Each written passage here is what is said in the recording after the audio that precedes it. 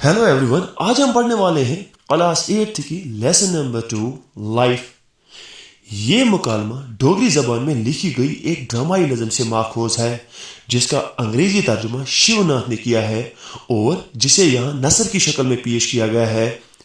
गुजरती हुई हवा संसार की मुख्तलिफ चीज़ों जैसे तारे, चांद, बादल, समंदर, जमीन और एक छोटी सी लड़की से सवाल पूछती है, जिंदगी क्या है। जिंदगी के बारे में हर कोई अपनी अपनी राय लिए आगे आता है। आओ नीचे लिखा सबक पढ़ें और उनके जवाब ढूंढें। हवा जिंदगी क्या है। तारे अपने ही चमक से चमकना जिंदगी है। जब वहाँ कोई चांद नहीं होता तब हमें ऐसा लगता है जैसे हम कैद से छूट गए हैं।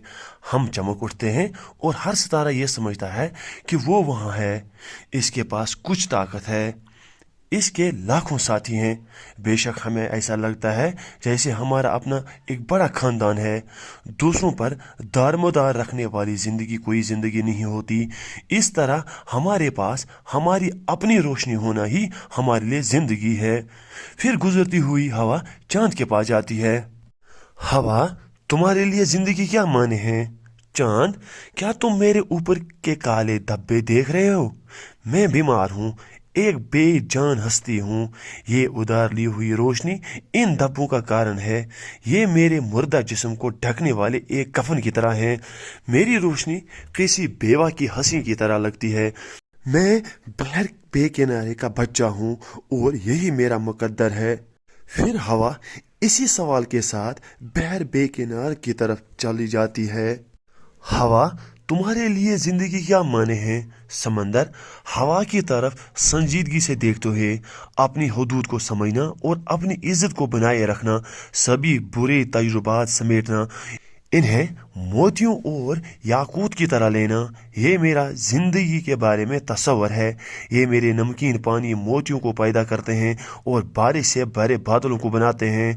तुम इसे तपस्या और दस्तबरदारी की जिंदगी कह सकते हो।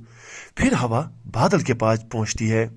हवा, तुम्हारे लिए जिंदगी क्या है। बादल बड़ी तेजी से, जो मैं अपनी जिंदगी के बारे में समझ पाया हूँ वो सिर्फ इतना है कि जब गरज होती है तो सिर्फ गरज ही होती है, कुछ बरसता नहीं है। लेकिन जब ये बादल बरसता है तो ये खुद को खो देता है और अपने वजूद को खुशी और खुद सुपर्दगी में दे देता है। लेकिन इसे समझना होगा कि इसे बारिश कहाँ बरसानी है। प्यासी ज़मीन के लिए सही जगह और सही वक्त पर। मेरे लिए असल ज़िंदगी पहाड़ों पर बारिश बरसाना, जिन्हें बहुत ज़रूरत होती है।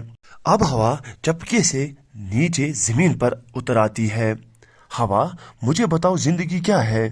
ज़मीन, तुम इन मामलों में क्यों पढ़ रहे हो, वो तुम्हें पागल बना देंगे। लेकिन चूंकि पूछा है तो सुनो, मेरे लिए जिंदगी मोहब्बत है, वो मोहब्बत का बहाव जो ये अनगिनत जानदार पी रहे हैं। इनको बड़ा होना है और फूल और फल देने हैं।